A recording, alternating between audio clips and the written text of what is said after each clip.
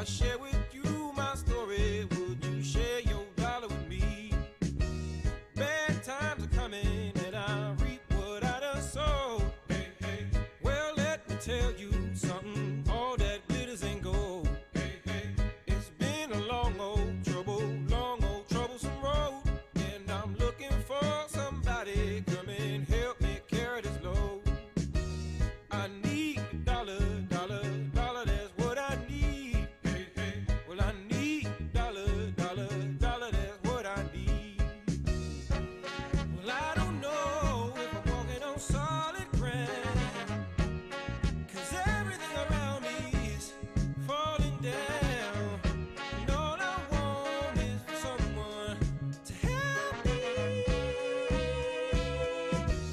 I had a job, but the boss man let me go. He said, I'm sorry, but I won't be needing your help no more. I said, please, Mr. Boss Man, I need this job more than you know. But he gave me my last paycheck and he sent me on out the door. Well, I need a dollar, that's what I need. Hey, hey. Said I need a dollar, that's what I need. Hey, hey. And I need a dollar, that's what I need. And if I share with you my story, would you share your dollar with me? Well, I don't know if I'm walking on solid ground, 'cause everything around me is crumbling down. And all I want is for someone to help me. What in the world am I gonna do tomorrow? Is there someone with a dollar I could borrow? Who can help me take away my sorrow? Maybe it's inside the bottle. Maybe it's inside the bottle. I had some good old buddies, names is whiskey and wine. Hey, hey. And for my good old buddies, I spend my last dime. Hey, hey. Now wine is good to me, you help me pass the time. And my good old buddy whiskey keep me warmer than sunshine. Hey, hey. Your mama may have blessed the child that's got his own. Hey, hey. If God has plans for me, I hope it ain't written in stone. Hey, hey. Because I've been working myself down to the bone. And I swear on Graham.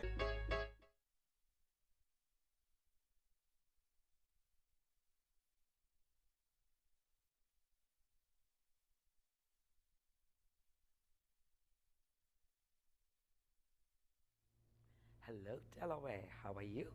Are you ready for the 4th of July weekend? Well, it does happen to land on Tuesday, so if you have the Monday off, great. Nice long weekend. Well, we are not closed on Monday, so if you are considering becoming a member of Stepping Stones Community Federal Credit Union, you can swing by between 3 and 6 this Monday at 603 North Church Street. So what I have planned today is continuing a PowerPoint presentation about you and the IRS. Today I'll focus on small businesses. After the focus on small businesses over, I'll switch back and talk about all the other programs that we offer and how you can take advantage of those programs. So if you are considering starting a small business, you have a lot of questions, particularly when they relate to your relationship with the IRS. I've always stated here that as far as we, the taxpayers, are concerned, our relationship with the IRS is a womb-to-tomb relationship unless you decide to become a Canadian, right? So you better know how important it is not to get into trouble with the IRS. So we are going to start on our PowerPoint presentation, and we will start with starting a business. So if you are starting a business, you have a question, and one question is, where do you get all the information from? IRS has two great publications, and irs.gov has a wonderful website, and that website is irs.gov. In addition, the SBA, Small Business Administration, also has very useful information about starting a small business. Finally, in the state of Delaware, there are so many nonprofit organizations that provide you with the technical assistance that will enable you to look at all aspects of starting a business. So when we talk about starting a business, the very first thing that we talk about is you must decide up front what kind of a business will you be. Will you be a sole proprietor or a corporation or an LLC or a partnership? Those decisions must happen before you enter into a business. Why? Because you want to be able to take advantage of all the tax benefits that you get from starting a business. And you also want to make that calculus up front, that you want also the protections that you get depending upon what kind of a business entity you choose, right? So back to our slideshow there. Okay, we moved back a little. All right, starting a business. Can I be an employee and a business owner in the same tax year? Yes, you can. In fact, that is the beauty of owning a business. Where do you get information? Publication 334 and publication 4591 are awesome publications at the IRS. What record keeping do you have to maintain if you want to be a sole proprietor? Now, a rule of thumb from me to you, given we do the low-income tax clinic, you want to maintain documentation, all documentation. IRS loves paper, so as much information as you can.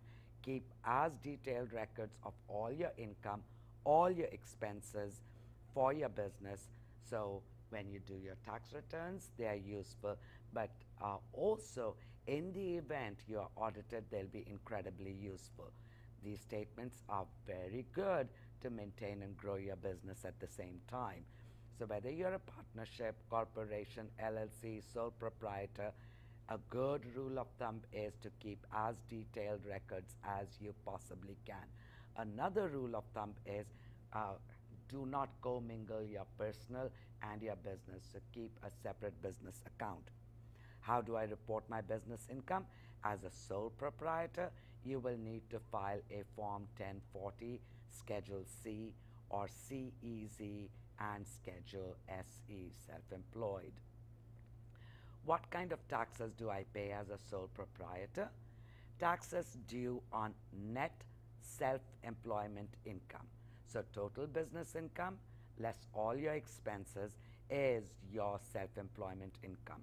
Include income tax and self-employment, your Social Security and Medicare taxes.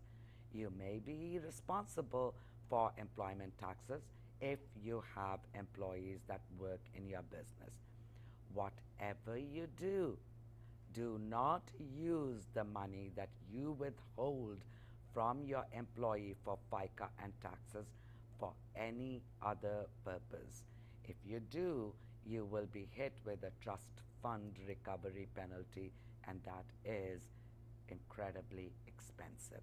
How do I pay my taxes as a sole proprietor?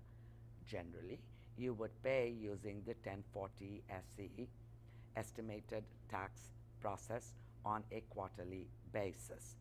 Federal income taxes, including your self-employment tax, is a pay-as-you-go system. So you generally are required to make an estimated tax payment if you expect to owe taxes of more than $1,000 when you are ready to file your return. Employment taxes are paid using Forms 941. These are the quarterly federal tax returns. All employers, including nonprofit organizations like DCRAC, must do that. and Form 940 is the unemployment tax returns, which a non-profit like DCRAC does not have to file.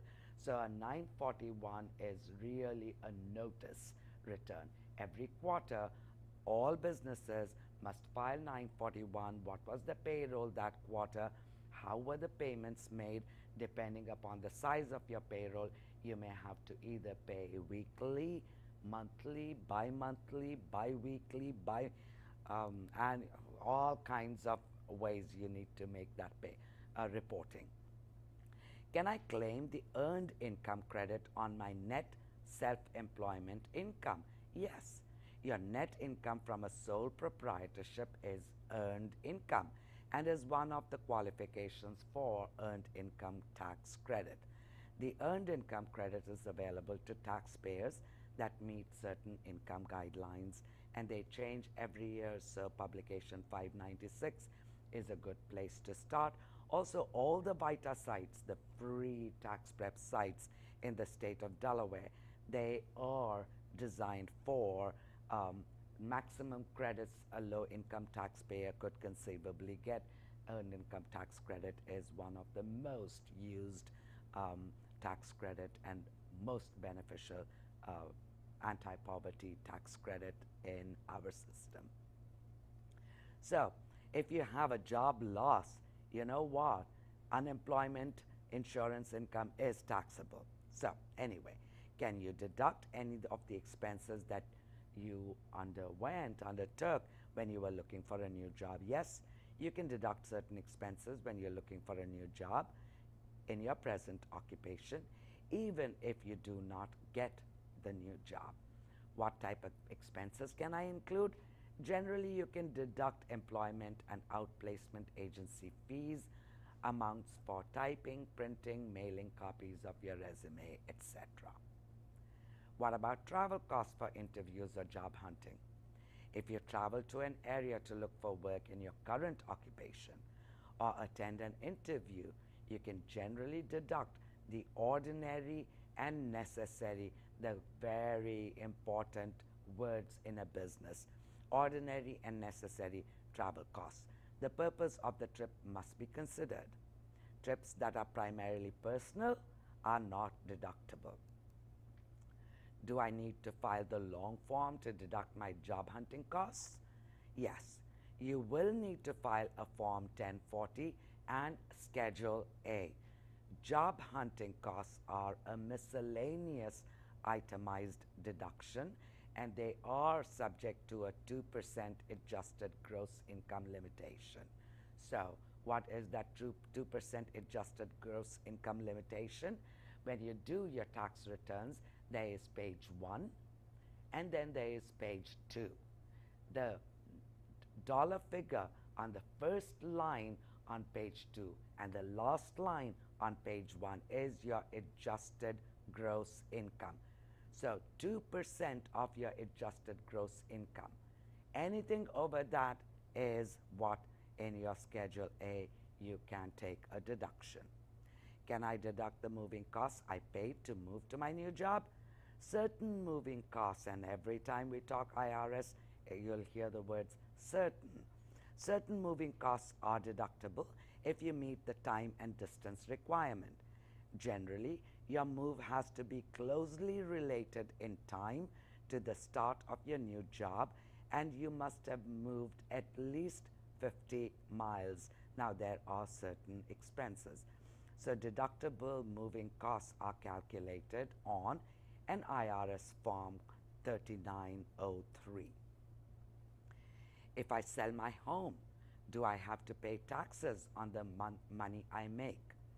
Usually, you do not have to pay tax on the first $250,000 or $500,000 on a joint return of gain from the sale of your main home. Generally, you must have lived in and owned the home for at least 2 years of the 5 years prior to the sale and not excluded a gain on another home in the past 2 years. So, if you sold a home because your job required you to move, or even otherwise you sold your primary home. Then the first 250,000 for a single taxpayer or 500,000 for a joint taxpayer is not taxable unless within the last 5 years there were any capital gains that you excluded from the sale of a home. Now I have to pay the full cost for my health insurance. Is this deductible? Health insurance premiums are includable in your medical and dental bills.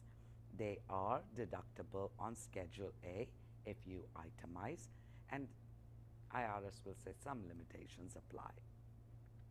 Can I deduct contributions I made to a health savings account?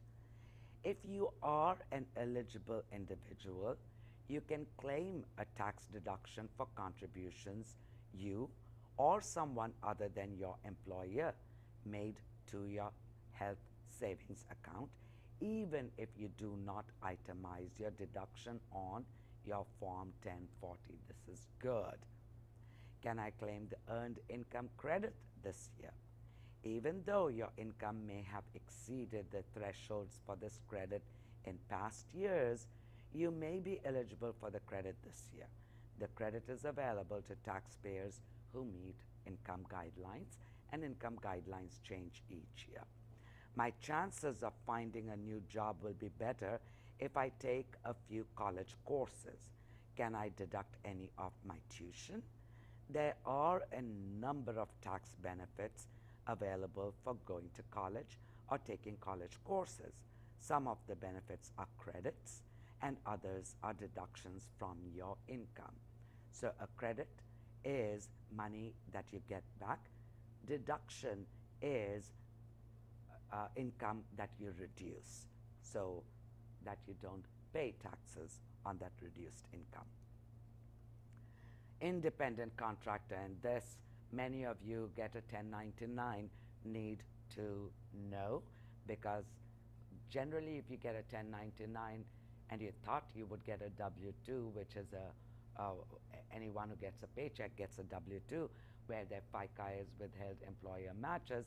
But if you get a 1099, you're an independent contractor, no FICA is withheld, you are responsible for paying your own FICA as well as an employer, because an independent contractor, you're both the employee and the employer.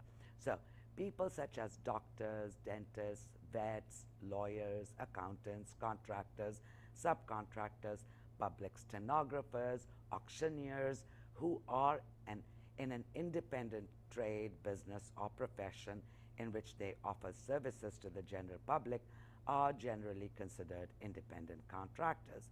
However, whether these people are independent contractors or employees depends on the facts in each case.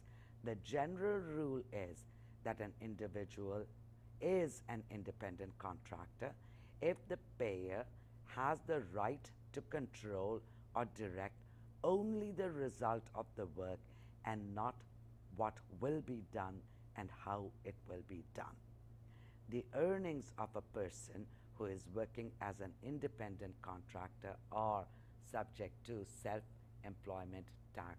This gets so many people in trouble. In fact, our low income tax clinic finds a large number of taxpayers run into this issue where the IRS may come back to them and say that you did not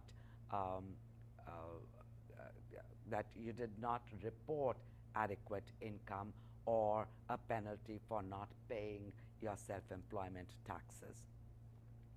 If you are an independent contractor, you are self-employed and you have tax obligations. You are not an independent contractor if you perform services that can be controlled by an employer. What will be done, how it will be done, those are control issues. This applies even if you're given freedom of action. What matters is that the employer has the legal right to control the details of how the services are performed. If an employer-employee relationship exists, regardless of what it is called, you are not an independent contractor and your earnings are generally not subject to self-employment taxes. However, your earnings as an employee may be subject to FICA, your Social Security tax and Medicare, and income tax withholding. This is a very nuanced issue within the tax clinic world, and also it places the employee in a tough spot. So, who is an employee? Under the common law rule, anyone who performs services for you is your employee if you can control what will be done and how it will be done. And here is an example straight from the IRS. Donna Lee is a salesperson employed on a full-time basis by Bob Blue, an auto dealer. She works 6 days a week and is on duty in Bob's showroom on certain assigned days and times. She appraises trade-ins, but her appraisals are subject to the sales manager's approval. Lists of prospective customers belong to the dealer. She has to develop leads and report results to the sales manager. Because of her experience, she requires only minimal assistance in closing and financing sales and in other phases of her work. She is paid a commission and is eligible for prizes and bonuses offered by Bob. Bob also pays the cost of health insurance and group term life insurance for Donna. Donna is an employee of Bob Blue. There are some statutory employees. You'll find a whole list of examples in a lot of within irs.gov. So statutory employee continued. Social Security and Medicare taxes for statutory employees who are statutory non-employees. I don't see a lot of these in our tax clinic. So if your business has been selected for an employment tax examination to determine whether you correctly treated certain workers as independent contractors, you could be in trouble, but there is the Section 530 relief, and there is a lengthy process. Again, our low-income tax clinic represents taxpayers who are of limited incomes and don't run into these problems. The Section 530 relief will be for large businesses whom we will not be representing in any case. So these large businesses will hire a private tax attorney to demonstrate the reasonable basis, substantive consistency, and reporting consistency. Identity theft is a big issue. So somebody could be using your name, social security number, other identifying information without your permission to commit fraud, other crimes. So you filed your return, you were expecting a refund, and boom, IRS sends you an underreporter saying, not so fast. You, the taxpayer in Seaford, Delaware, also received $100,000 in a W-2 in, say, Minnesota, and a $50,000 W-2 income in Idaho. So instead of a refund, you actually owe us money. And that is a scenario where you would come to an organization like DCRAC's Low Income Tax Clinic, because we would be assisting you, informing the IRS, providing documentation to the IRS that the other W-2s do not belong to you, could not possibly belong to you. You could not be in 3 places in one time. So I've already told you how you would know that your tax records have been affected. What to do if your tax records were affected with identity theft. There is a form 14039, but like I said, you can contact us and we will be able to assist you. And if you don't want to reach out to us, there is the Identity Protection Specialized Unit, and the toll-free number there is 800-908-4490. So how can you protect your tax records? You know, the simplest way is to be cautious. Keep an eye on your wallet. Review your credit statements, credit card activities, bank activity. Anytime you are in trouble, you think somebody might have stolen your credit, you have to do a lot of work up front. An ounce of protection is better than a pound of cure. It won't be a pound. It will be incredibly time intensive if your identity gets stolen. So do not carry your social card with you. Do not give anyone your social security number just because they ask. Only if it is really required. Be very protective of your financial information. You have a right to your free credit report every 12 months from annualcreditreport.com. Make sure you get that free credit report. Secure personal information in your home.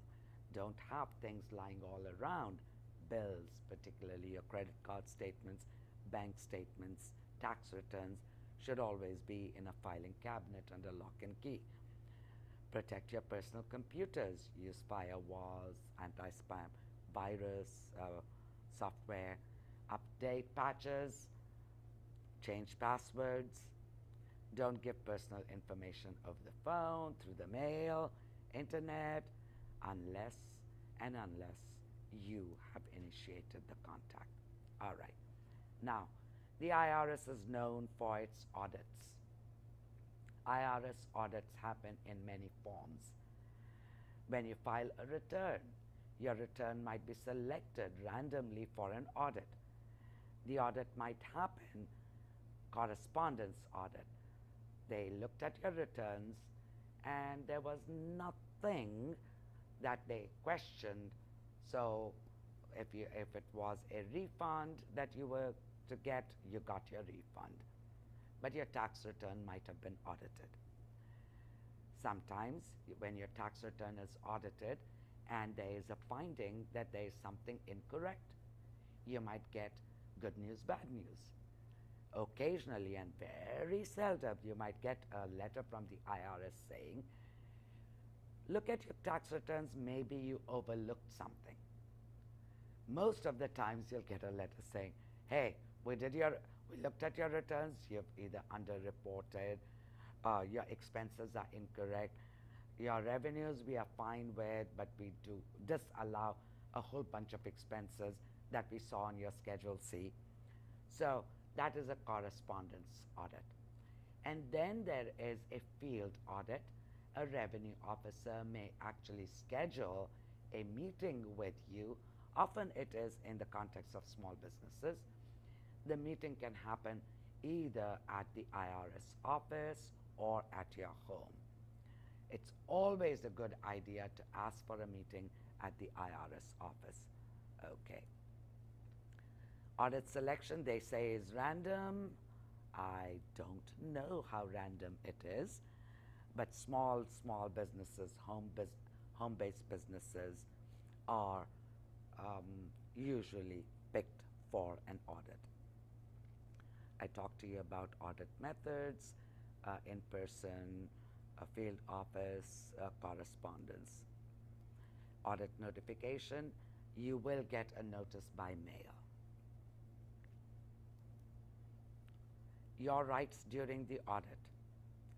You do have a right to professional and courteous treatment by IRS employees.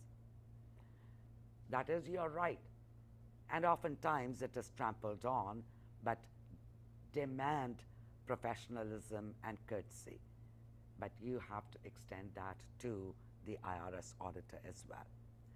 You do have a right to privacy and confidentiality about all tax matters. You have a right to know why the IRS is asking for information. How will the IRS use that information? What will happen if the requested information is not provided? And there are many times I mentioned the small business audits where they may ask for documentation, proof that you really were eligible for mileage deductions, proof that you really were eligible for certain maybe food purchases for your restaurant business. And oftentimes it is documentation requested for a earned income tax credit. Did the dependent live with you? Were they of the age? Did they live with you more than 6 months, etc.? You have a right to representation. Yourself, of course, you can represent. You can get an authorized representative. And you have a right to appeal when you disagree with the IRS, before the IRS and all the way before the tax court. That is an area where low-income tax clinics across the nation, that is their primary job, which is to represent limited income taxpayers in their controversy before the IRS as well as all the way before tax courts.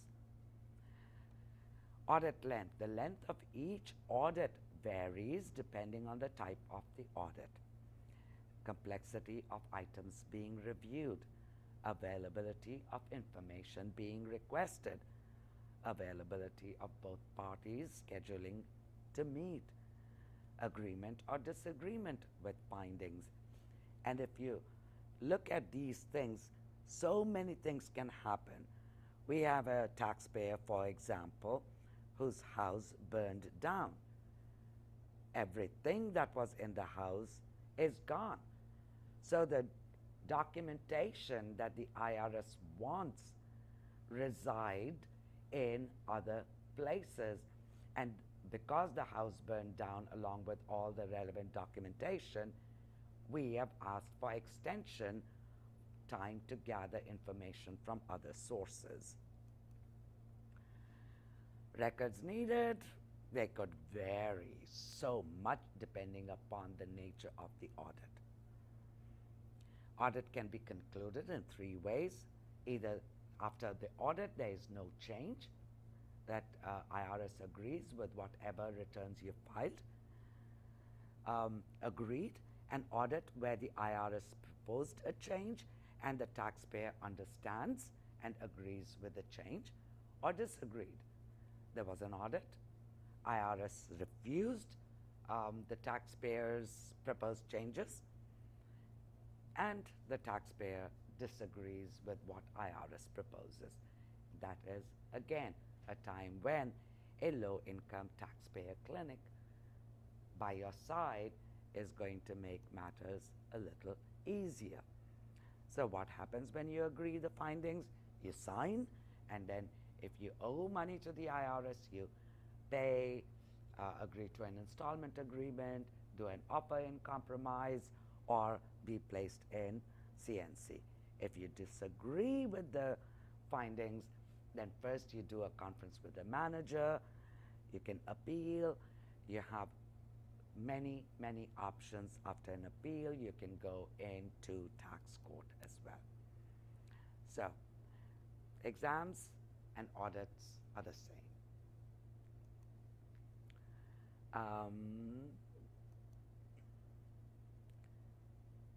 So, if in an exam you want somebody else to represent you, you'll have to sign a power of attorney, Form 2848.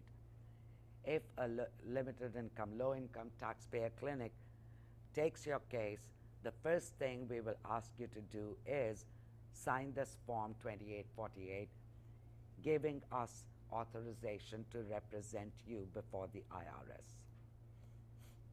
Exam. Same, if you agree with the exam, what you can do. If you disagree with the exam, what your rights are. Exam and audit are similar. Like I said, offer in compromise. There are mediations if you disagree with an exam, particularly with offer in compromises and trust fund recovery penalties. Okay, you do get a 30-day letter. Now, IRS, everything is deadline. So a 30-day letter you will get within a few weeks after you have a closing conference with the examiner. This 30-day letter will notify you of your right to appeal. You will get a copy of the exam report, and it's sometimes very difficult to understand what the examiner's changes are being proposed. You will also get an agreement or a waiver form, and you'll get a copy of the publication 5, and you have 30 days to tell the IRS whether you are going to accept or appeal the proposed changes. Now, this area, if you actually sign the waiver form, you have agreed to the proposed changes. So when IRS sends you information and you don't understand, it's a good practice not to sign without consultation. The 90-day letter, if you do not respond to the 30-day letter, you will get a 90-day letter, which is known as the notice of deficiency. That 90-day letter starts a different clock, the statute of limitation clock, because now IRS has given you the option to appeal what they were proposing as your tax. You did not appeal that. You did not sign, but you did nothing. You get 90-day letter saying this is what your deficiency is, and you still have a little time. Otherwise, that tax is final. Then you could be an innocent spouse. Many married taxpayers choose to file a joint tax return because there are certain benefits with the married filing, jointly filing status. Both taxpayers are jointly and individually responsible for the tax and any interest or penalty that is due on the joint return, even if they later divorce. This is true even if a divorce decree states that a former spouse will be responsible for any amounts due on previously filed joint returns. One spouse may be held responsible for all the tax due, even if all the income was earned by the other spouse. Innocent spouse is a powerful relief for someone who filed jointly on a return that the income was earned by the other spouse. All income was earned by the other spouse, and you, the spouse, is left holding the tax bill. In some cases, a spouse will be relieved of the tax interest penalties on that joint tax return. There are 3 types of relief. There is the innocent spouse relief, separation of liability relief, and equitable relief. Innocent spouse. You must request innocent spouse relief or separation of liability relief no later than 2 years after the date the IRS first attempted to collect the tax from you. For equitable relief, You must request relief during the time the IRS has to collect the tax from you. And IRS has 10 years from the date that they assess the tax liability. Refunds are not available under separation of liability relief. So innocent spouse is a powerful, powerful relief. Conditions when you can explore innocent spouse. You must have filed a joint return that has an understatement of tax that is solely attributable to your spouse's erroneous item. An erroneous item includes income received by your spouse but which was omitted from the joint returns. Deductions, credits, and property basis are also erroneous items if they are incurrently reported on a joint return.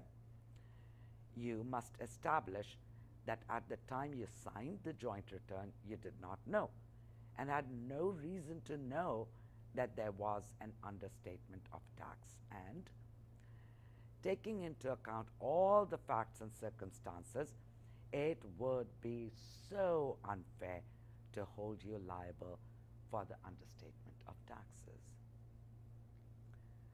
Separation of liability. You must have filed a joint return and must meet one of the following conditions. You are divorced or you are legally separated from the spouse with whom you filed the joint return.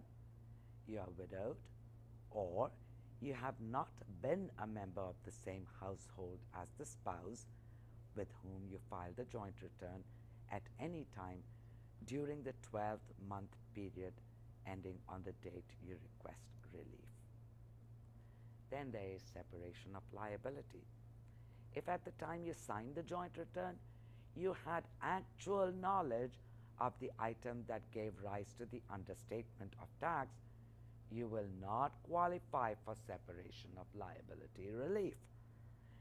If you do not qualify for innocent spouse relief or separation of liability relief, you may still qualify for equitable relief. To qualify for equitable relief, you must establish that under all the facts and circumstances, it would be unfair to hold you liable for the understatement of taxes.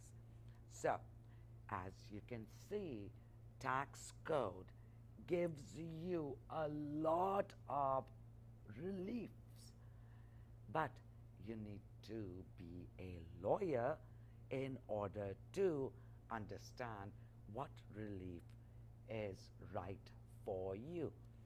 And you really get a good lawyer from a low-income taxpayer clinic. These services for limited income taxpayers are free across the United States. In the state of Delaware, your Litzy attorney is Anthony Doring out of DCRAC. If you are in tax troubles with the IRS, call us. Again, our low-income tax clinic services offer free controversy representation to you all the way to tax court. In fact, Anthony goes to Philadelphia every time the tax court sits in Philadelphia. They come in 2 or 3 times, maybe more. It's a traveling circuit that comes into Philadelphia 2, 3, 4 times a year. So I'm going to talk about the collection alternatives, etc. I'll pick up from this slide when I come back to you next month. But by the time the year is over, you will be quite the tax expert with sufficient knowledge to know that you need a representative to deal with Uncle Sam on your behalf. So enough of taxes. You know why I get excited about the low-income tax clinic, right? There's so many things. Our toolkit has a lot of tools in there to be able to assist you in your struggles with Uncle Sam. If you owe money to the IRS, it's not the end of the world. You have many, many, many, many options. All right, with the 15 minutes I have left with you, let me talk to you about, I'll talk about the credit union, then I'll talk about credit clinic, and I'll close out with housing clinic. So, the credit union. Stepping Stones Community Federal Credit Union has been doing wonderful things. First wonderful thing it did was get this gift from the National Credit Union Administration of a charter. The charter is for anyone who lives, works, worships, or studies in the city of Wilmington can become a member of Stepping Stones. How do you become a member of Stepping Stones? Easy.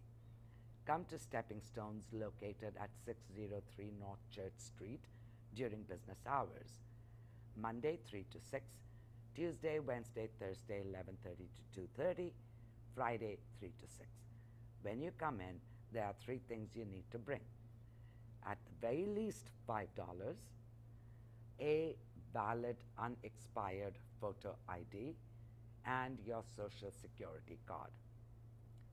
So $5 minimum to open and maintain your share account.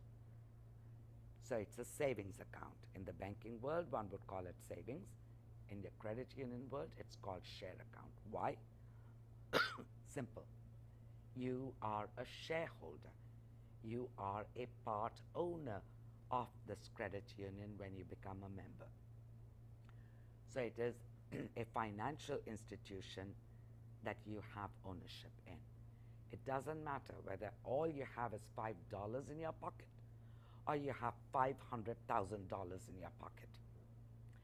You have same rights as a member of this credit union or any credit union for that matter. Once you're a member, you can cast your vote for the board of directors. You can run for office as a board member. You control it. You dictate where the credit union needs to go or goes. So, share account, you earn a dividend. In the credit union world, you don't earn interest. Interest is what you earn in a bank. In the credit union, you earn dividend. Why? Because you're a shareholder. Shareholders, when you have stocks, you get a dividend check, you don't get an interest check, right? So, again, the terminology in the credit union world is dividends is what you earn. Right now, the credit union offers only a few things. It offers loans. You can get a share secured loan. You can get a signature loan. You can get an auto loan. Coming soon, maybe when I'm back here next month, I might announce it. But coming soon, we have this van, the Dodge Ram 2500, that has been converted, fitted out to be a ice cream truck. And we will be out by invitation in our neighborhoods, opening accounts at the truck and issuing ATM cards.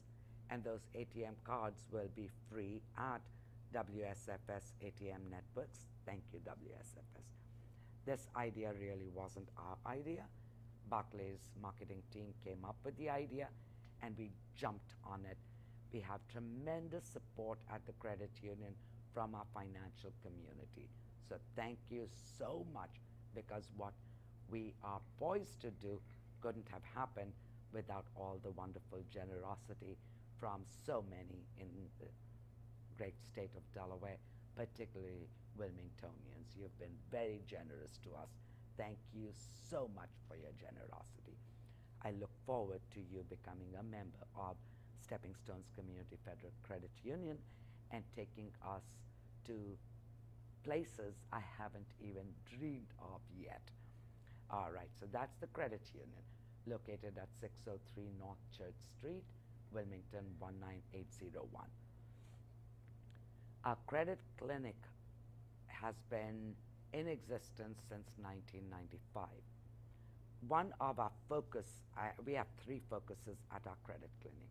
Focus number one is getting our clients to a stage where money management is on autopilot, that the cash flow, the ebbs and those don't take away from I mean, it's so stressful to try and figure out which bill do I have to absolutely pay today, which bill I can do without paying for a week until I get my check, so that at the most I'll earn a fee.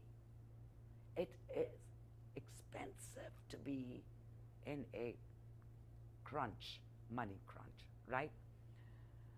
Sometimes, and I've always had such a huge problem with this pay cycle that you get paid every other week. Wish our bills were due every other week when we got paid. That's not true. That's not reality. Reality is there is a mismatch between when we get our money and when our bills are due.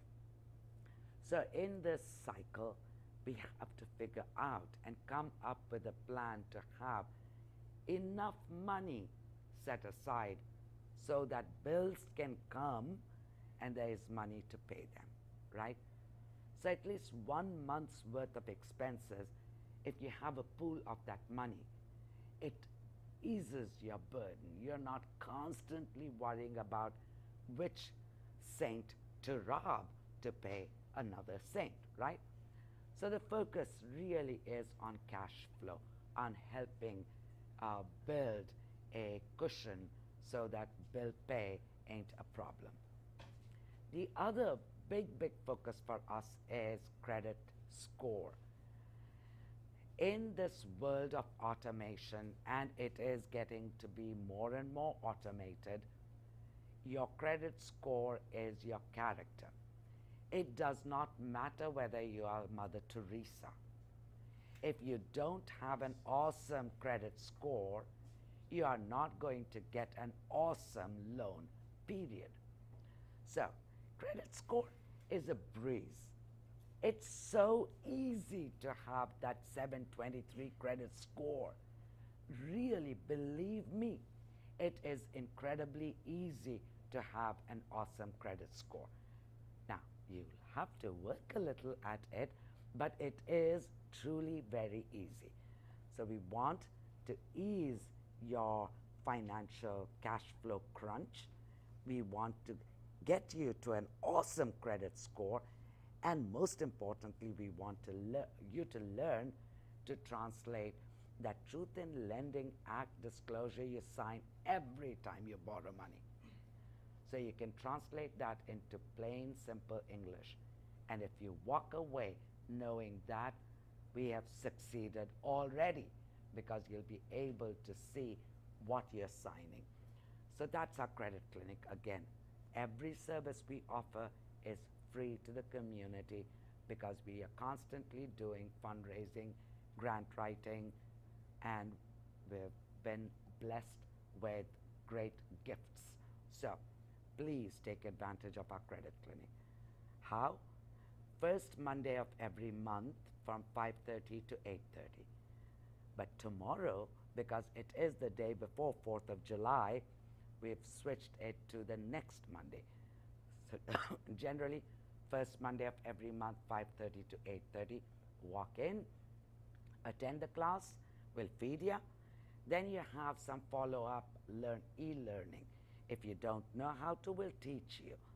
And then you sit down with Joe Gross and work out a plan that you can take as much time as you need to get to where you want to be. So that's our credit clinic. And the last but not least is housing clinic. Housing clinic is simple. If you want to become a homeowner, you'll start with Joe, our credit clinic, and then you will work with our housing specialist, housing counselor, Lillian Harrison. If you have questions about should I refinance, what should I do, you can call us and we will walk you and consult with you what your best options are. If you're experiencing foreclosure, don't sit and do nothing. Pick up the phone and call. There is a helpline, of course. You can call us. We do foreclosure prevention. And the last one is our title project. Again, the only one in the great state of Delaware. There are many homeowners who, for some reason or the other, do not own title to their home. They may live in that home, they may be paying a mortgage on it, but they don't own title. If you don't own title to your home, you cannot do a whole lot. You cannot take out home equity loan, you cannot refinance, you cannot modify a mortgage, you cannot get a grant, you cannot leave it to your children. So if you're experiencing or you think that title is something that you need assistance with, Jacqueline Quinn, our Deputy Director, also a Delaware attorney, will be able to represent you, provide you all options and help you with getting title to your properties. So DCRAC has a great pool of staff. We are professional, we believe in you, we care about you. All our services are free to you. 3 of us are Delaware attorneys. The others who are not attorneys know the subject matter.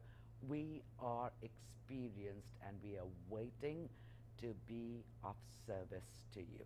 So if you are experiencing any stress that are related to money, taxes, credit, savings, budgeting, banking, home, all you got to do is call and we'll be there.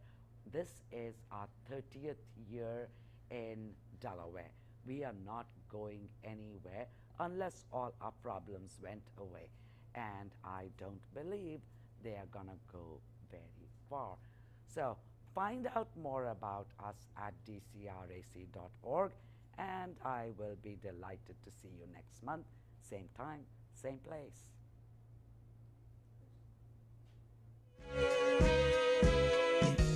What in the world am I gonna do tomorrow?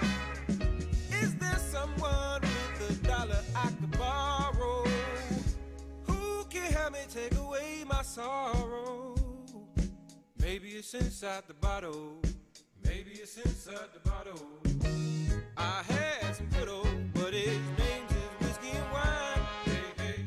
And for my good old buddies, I spent my last dime. Hey, hey. Now wine is good to me. You help me pass the time. And my good old buddy whiskey keep me warmer than sunshine. Hey, hey. Your mama may have blessed the child that's got his own. Hey, hey. If God has plans for me, I hope it ain't written in stone. Hey, hey. Because I've been working myself down to the bone. And I swear on Graham, I need $1, that's what I need. Hey, hey. Well, I need $1, that's what I need. Hey, hey. Said I need $1, that's what I need. And if I share with you my story, would you share your dollar with me? Bad times are coming and I reap what I done sow. Hey, hey. Well, let me tell you